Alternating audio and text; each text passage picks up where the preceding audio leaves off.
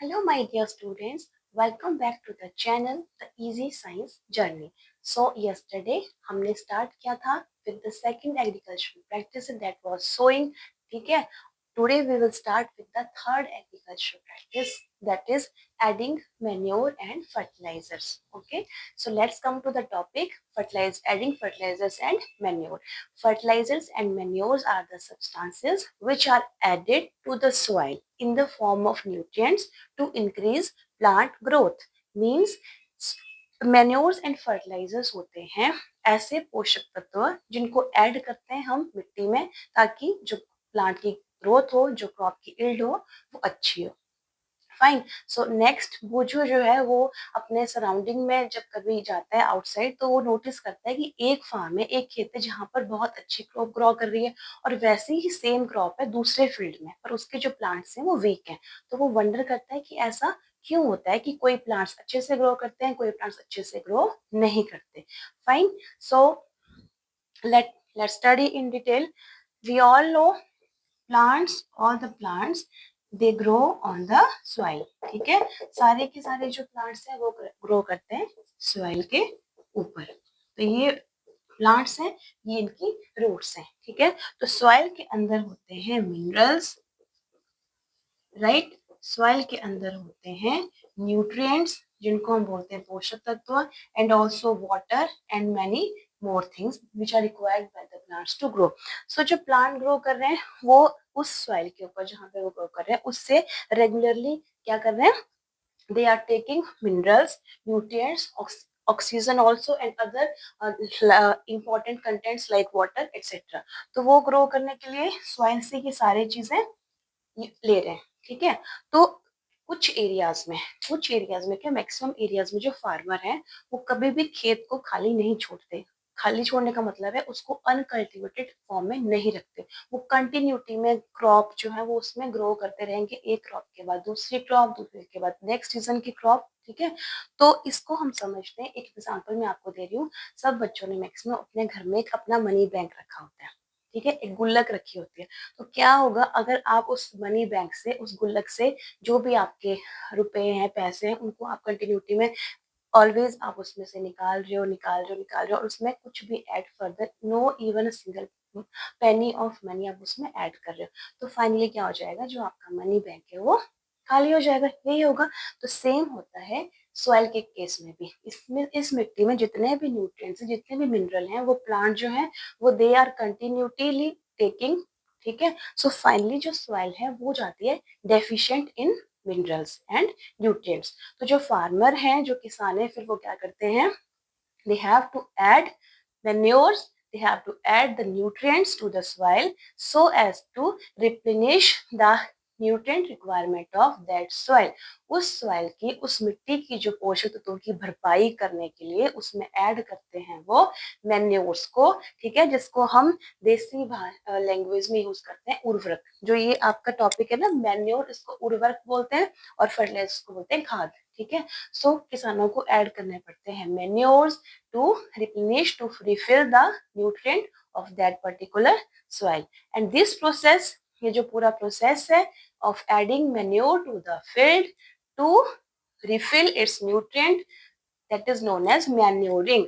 क्या next term है हमारे पास, मैन्योरिंग. सो ये 1 मार्क्स में इजिली पूछे जा सकते हैं क्वेश्चन. आपको हर टर्म क्लियर होनी चाहिए. मैन्योरिंग का मतलब होता है the process of adding manure to the soil to refill its nutrients. Okay, so ये आ गया हमारे पास टर्म मैन्योर. अब है मैन्योरिंग, सॉरी, अब है what is manure. So manure होता है organic substance which is made from the animal waste and plant waste. ठीक है, जो एनिमल वेस्ट प्रोडक्ट्स हैं जैसे कैटल डंग हो गया, ठीक है, प्लस जो प्लांट के वेस्ट पार्ट्स हैं उनसे मिलकर बनता है मैन्योर. राइट. सो जो फार्मर्स हैं, farmer they use to dump the animal and plant waste in a pit. एक गड्ढे में वो डंप करेंगे एनिमल प्लांट के वेस्ट को, एंड इसको, और वो एक होगा अरेंजमेंट एक बड़े से ओपन फील्ड में. ठीक है, खुले खेत में उसको वो डंप करके रखेंगे and allow it to decompose by microorganism over a period of time. और उसको कुछ टाइम देते हैं ताकि वो डिकम्पोज हो सके. ठीक है, डिकम्पोजिशन का मतलब होता है टूटना. जो कंप्लीट उसका ब्रेकडाउन है वो हो सके with the help of micro organisms, जो सूक्ष्म जीव है, ठीक है, वो उसको डिकम्पोज करते हैं और चेंज करते हैं कैटल डंग को, प्लांट वेस्ट को, किसमें, इनटू मैन्योर, राइट। सो एक टर्म आपने 6th क्लास में स्टडी की होगी, अगर आपको याद होगा तो, vermi composting. What is the term? Vermi composting. तो वर्मी कंपोस्टिंग, इंग को छोड़ के पीछे है वर्मी कंपोस्ट। वर्मी कंपोस्ट का मतलब है जैविक खाद, ठीक है। तो जो वर्मी कंपोस्ट है, वर्मी कंपोस्ट होता है जैविक खाद, और जैविक खाद बनती है जब एनिमल और प्लांट वेस्ट को डिकम्पोज करते हैं अर्थवॉर्म के द्वारा। Okay, when the earthworm they are used to make manure from plant and animal waste, that process is known as vermicomposting and the product is known as vermicompost।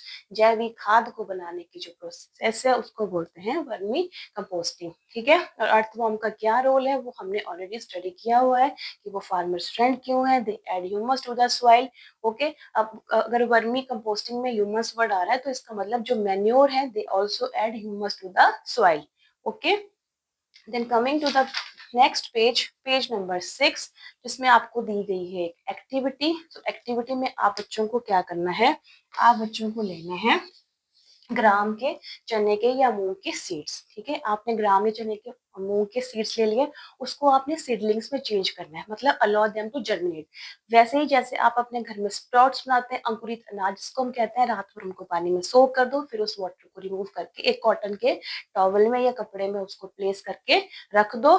3 4 5 6 घंटे में वो क्या हो जाएंगे, बिल्कुल, आजकल गर्मियों का सीजन है तो उनके सीडलिंग्स बन के रेडी हो जाएंगे। फिर आपने उन सीडलिंग्स को क्या करना है, ट्रांसफर करना है 3 अलग अलग पॉट्स लेके। उन पॉट्स में आपने ऐड कर दी सॉइल, ठीक है, सॉइल ऐड कर दी सब में इक्वल अमाउंट में, राइट। उसमें आपने वो जो भी सीडलिंग थे उनको ऐड कर दिया, इतना कर दिया। फिर सीडलिंग्स को ऐड करने के बाद आपके जो पॉट थे उनको नेम कर दिया ABC। फर्स्ट जो पॉट है उसमें आपने मिट्टी में ऐड करना है यूरिया।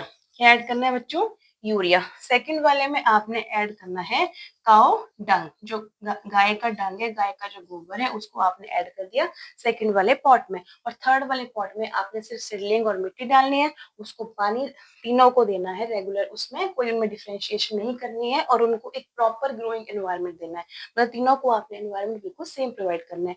डिफरेंस क्या होगा, एक में आपने यूरिया ऐड किया, एक में आपने काउ डंग ऐड किया, और एक में आपने कुछ भी ऐड नहीं किया, खाली मिट्टी, पानी और उस सीडलिंग को ऐड किया। ओके, सो आपको क्या करना है, फिर उसको जो ग्रोथ होगी उन प्लांट्स की उसको ऑब्जर्व करना है। 2 3 4 5 डेज में दीज सीडलिंग्स विल ग्रो, ठीक है।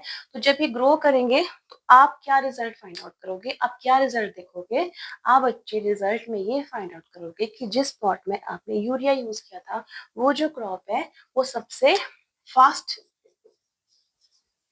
फास्ट फास्टली ग्रो हुई है, ठीक है। वो सबसे, उसकी जो स्पीड थी वो सबसे ज्यादा थी। ये वाली मॉडरेट स्पीड से चली, नो डाउट इसमें जो क्वालिटी ऑफ प्लांट्स है वो बेटर होगी एज कम्पेयर टू फर्स्ट, ठीक है। और लास्ट वाली बिल्कुल सबसे स्लो स्लो पेस में ग्रो करी हुई है। तो ये जो तीनों चीजें हैं ये हमें डिफरेंस दिखा रही हैं। जो यूरिया है वो एक फर्टिलाइजर है, काउ डंग, कैटल डंग हमने ऑलरेडी स्टडी किया, मैन्योर है, और लास्ट में कुछ भी नहीं है, ठीक है। सो ये जो टॉपिक है इसके थ्रू हम अंडरस्टैंड करेंगे difference between fertilisers and manures, and also एक हमने इससे पॉइंट कंक्लूड किया कि जो फर्टिलाइजर्स हैं they help in the rapid growth of crop, इसलिए जो आजकल के फार्मर्स हैं वो उनको सबको क्या, किससे क्या, सबको क्या चाहिए, अर्निंग चाहिए, बेटर रेट चाहिए, तो फर्टिलाइजर्स जो है वो लार्ज स्केल पे यूज हो रहे हैं as compare to organic manures, right. So next जो इसमें टॉपिक है दैट इज डेट प्लांट्स। हाँ, वो आपसे पूछा गया था कि सारे प्लांट क्या सेम स्पीड से ग्रो करेंगे, तो यू विल से नो, जिस जिस पॉट में हमने यूरिया यूज किया है वो सबसे फास्टली ग्रो करेंगे, ठीक है। So next coming to the topic fertiliser. So एक तो हमने स्टडी कर लिया मैन्योर, मैन्योर क्या होता है, वो किससे बनता है, उसको बनाने का प्रोसेस क्या है। अब हम स्टडी करेंगे फर्टिलाइजर। तो fertiliser is man made inorganic salt, man made है तो कहाँ बनेगा, फैक्ट्रीज में। सिंथेटिक टाइप ऑफ ये है सिंथेटिक टाइप ऑफ केमिकल है which is used in fact which is made in factories. Okay, fertilisers use होता है क्रॉप की यील्ड को बेटर बनाने के लिए। ओके, बहुत सारी जो क्रॉप्स है लाइक पैडी, व्हीट एंड मेज, जो हमारी मेन फसलें है ना, धान की, गेहूं की और मक्के की, वो बहुत अच्छे से ग्रो करते हैं बाय यूजिंग फर्टिलाइजर्स। और फर्टिलाइजर्स के बारे में एक इम्पॉर्टेंट थिंग है कि these are rich in a particular nutrient, वो एक विशेष मतलब जो पोषक तत्व है उसमें ये बहुत रिच होते हैं। ठीक है, सो इनके एग्जाम्पल वेरी इंपॉर्टेंट एग्जाम्पल आते हैं इनके। यूरिया मैक्सिमम स्टूडेंट ने सुन रखा होगा, यूरिया हो गया, एनपीके हो गया। एनपीके में जो तीनों ये शॉर्ट फॉर्म है ना, एब्रीवेशन, ये पर्टिकुलर न्यूट्रिएंट को शो करती है, nitrogen, phosphorus and potassium. Okay, urea, NPK, potash, super phosphate and ammonium sulphate are the some examples of fertilisers. Right, तो फर्टिलाइजर्स ग्रोथ को तो इंक्रीज करते हैं प्लांट की, बट ये क्या करते हैं, these reduce the fertility of soil, ये जो मिट्टी का उपजाऊपन है उसकी जो उपयोगी क्षमता, उसको ये धीरे धीरे करके क्या कर देते हैं, फिनिश कर देते हैं, डिमिनिश कर देते हैं।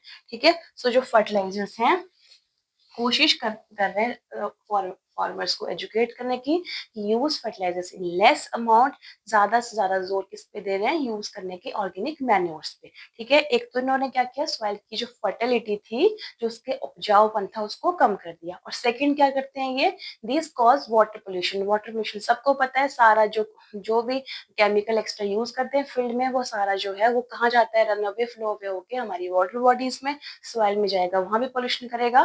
तो इन टू रीजंस की वजह से सॉइल की फर्टिलिटी को कम करते हैं, वाटर पोल्यूशन करते हैं। तो आजकल जो है वो ज्यादा प्रेशर किस पे दिया जा रहा है, using organic manure instead of these fertilisers. Right, या तो आप फर्टिलाइजर्स की जगह मैन्योर को यूज कीजिए, या फिर क्या कीजिए, जो लैंड है आपका उसको अनकल्टिवेटेड, ठीक है, कल्टीवेटेड छोड़ दीजिए, दो फसलों के बीच में, दो क्रॉप्स के बीच में गैप दीजिए, ताकि जो सॉइल है उसको थोड़ा टाइम मिल सके अपने आप को नेक्स्ट क्रॉप के लिए तैयार करने के लिए। इतना क्लियर हो गया। So next, coming to the topic that is manure help to improve the texture of soil. जो मैन्योर है वो सॉइल के टेक्सचर को भी इम्प्रूव करता है, उसकी क्वालिटी को भी बेटर बनाता है, और साथ में जो वाटर होल्डिंग कैपेसिटी होती है सॉइल की उसको भी इंक्रीज करता है। तो हर ओर से manure is far better than the fertilisers which are chemically artificially made by human beings in factories. Fine, so last में इसमें एक टर्म है इस पेज नंबर 6 में, क्रॉप रोटेशन। ये जो आपकी टर्म्स होती है ना बेटा, इनमें से कई बार शॉर्ट आंसर क्वेश्चन आ जाते हैं। ठीक है, एग्जाम में क्रॉप रोटेशन हो गया, मैन्योरिंग हो गया, वर्मी कंपोस्टिंग हो गया। ठीक है, सो जो क्रॉप रोटेशन का मतलब होता है, क्या मतलब हुआ इसका, क्रॉप को रोटेट करना। तो क्रॉप को नहीं घुमाना, आपने क्या करना है, अल्टरनेटिवली डिफरेंट क्रॉप्स को ग्रो करना है अलग अलग सीजन में। ठीक है, जैसे आपने क्या किया, वीट का जो वीट है, ठीक है, एक सीजन में आपने उसको ग्रो कर लिया उस पर्टिकुलर सॉइल में, फिर जब अगला सीजन सेम सीजन आया तो आपने उसमें ग्रो करना है वेट नहीं, फॉडर प्लांट। फॉडर प्लांट्स का मतलब होता है जो यूज होता है जैसे एनिमल्स के चारे के रूप में, उसको बोलते हैं फॉडर प्लांट। तो फॉडर जो सबसे कॉमनली यूज प्लांट है वो है लेग्यूम्स। ठीक है, तो सीजन को अल्टरनेट करके हम जो क्रॉप यूज करेंगे डिफरेंट डिफरेंट, उसको बोलते हैं क्रॉप रोटेशन। क्रॉप रोटेशन का मतलब होता है growing different crops, like different crops alternatively to refill the soil nutrients. ठीक है, जो लेग्यूम्स प्लांट होते हैं, हमने पी के प्लांट के बारे में स्टडी किया था, इनकी रूट्स में होते हैं नोड्यूल्स।